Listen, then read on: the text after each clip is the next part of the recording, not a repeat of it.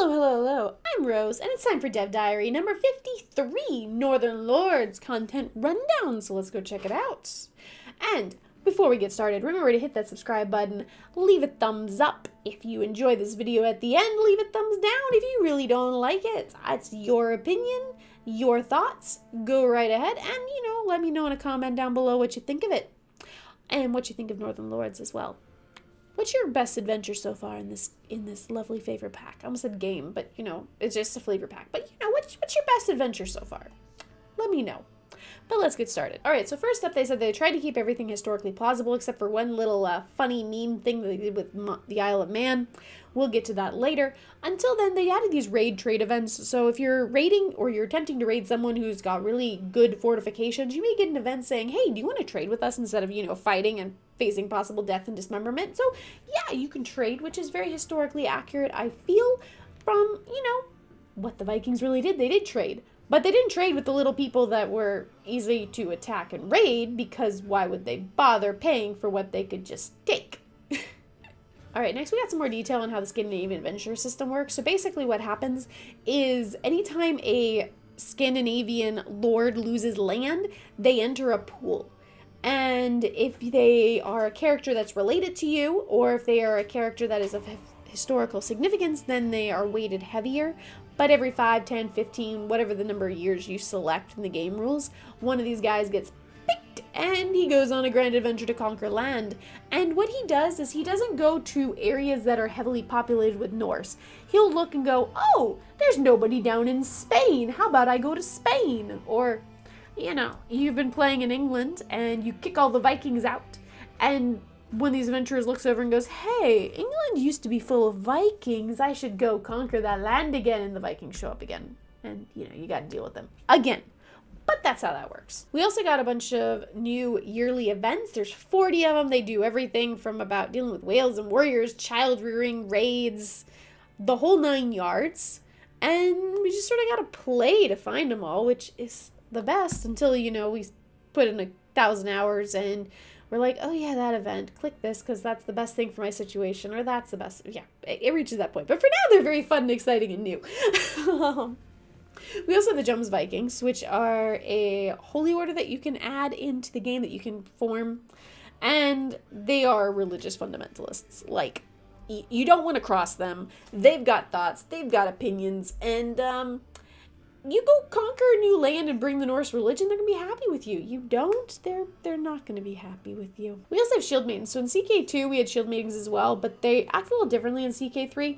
They level up in battles and grow deadlier because they get new special modifiers, which is going to be interesting to check out. Also, if you have a whole lot of shield maidens, they don't level up as high. They seem to share the experience, I guess you could say. But if you only have a few, they level up much faster and they become essentially legends on this earth. So you end up with Wonder Woman as your shield maiden if you really want. We also got a whole bunch of new decisions, which I touched in my video last week. We got secure the high kingdom of the North Sea, which is Denmark, Norway, and England, which is actually an achievement as well. So I will be going for that at some point. I actually have gotten 3 achievements already that will be going up here on videos in some point soon, I hope.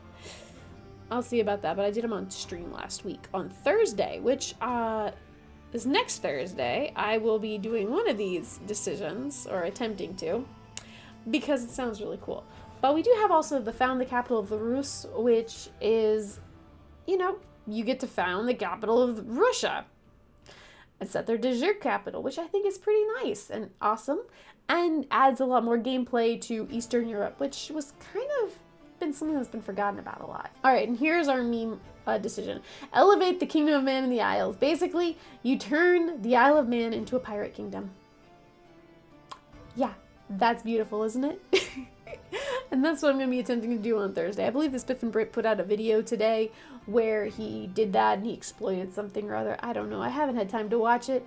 Hell, I've been dealing with a sick baby and myself having a cold all day. It's, after 10 p.m. at night that I'm recording this, and the Dev Diary came out over 12 hours ago, I think. Yeah. Parenting. They also get a new type of special soldier that we'll touch on at the end. So they changed the way blots work in CK3. In CK2, you had to have a bunch of prisoners in your prison, and then you got to choose who you sacrificed and whatnot, and you got prestige and all sorts of good stuff. Well, here, basically, you're throwing a big party. And, you know, if you don't have enough prisoners in your prison, that's fine. You can pull some thralls and sacrifice them, and if you really don't want to, you can, you know, pull up a chicken, sacrifice the poor chicken. You'll be fine. What you can do is you select your guest of honor. So your guest of honor will be the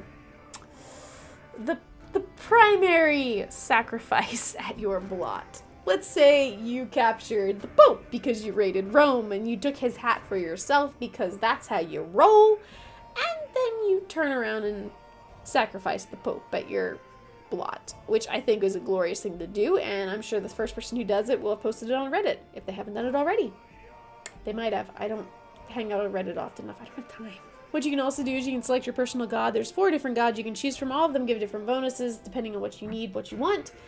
It doesn't hurt to pick one. It's always good to pick one. Okay, they also moved the holy sites around. They took the one that was in Holland and they moved it to York in England. They took the one that was in Denmark and they moved it all the way out to Russia. So it's going to become a lot harder to reform the Norse religion, which is a game balancing feature decision that they made, and I can't really argue against it because it was one of the easier religions to form. At least if you started as one of the Norse in Scandinavia. If you started as one of the Norse in England, it was pretty much impossible to reform.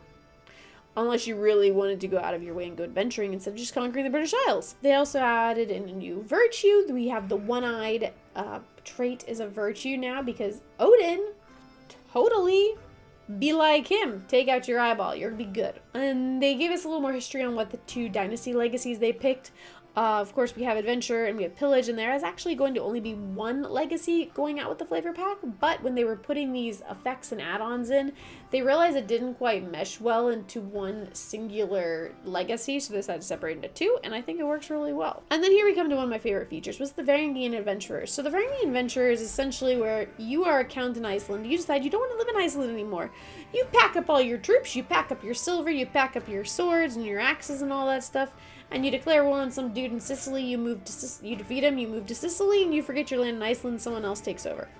It's glorious. I did it a whole bunch of times last Thursday, and it was absolutely lovely. I loved it. You can hop all over the world. They revamped the raising of runestones. You know, you don't just need to have something trigger them, you can build them, and you can build them when you conquer lands. It's just a lot more immersive if you have the flavor pack. They added in Trials by Combat, which is something I haven't actually gotten to see yet in the game. It hasn't come up in my playthroughs. And I'm kind of interested to see how it turns out and how it works. There are 4 new men-at-arms types. There's the Bondi, the Vigmen, the Varangian Veterans, and the Jomsviking Pirates. I've played with the Bondi and the Varangian Veterans. They are pretty darn tough, and they will stomp over anyone that gets in their way. The Jomsviking Pirates are limited only to the people who take the Isle of Man decision, so if that's what you do, that's what you get. And that's pretty much it.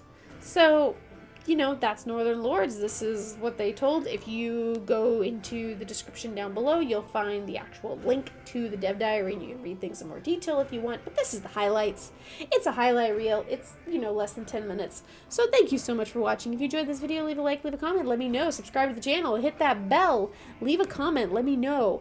What are your thoughts on Northern Lords? And if you have it, what has been your grandest adventure so far? Bye, guys.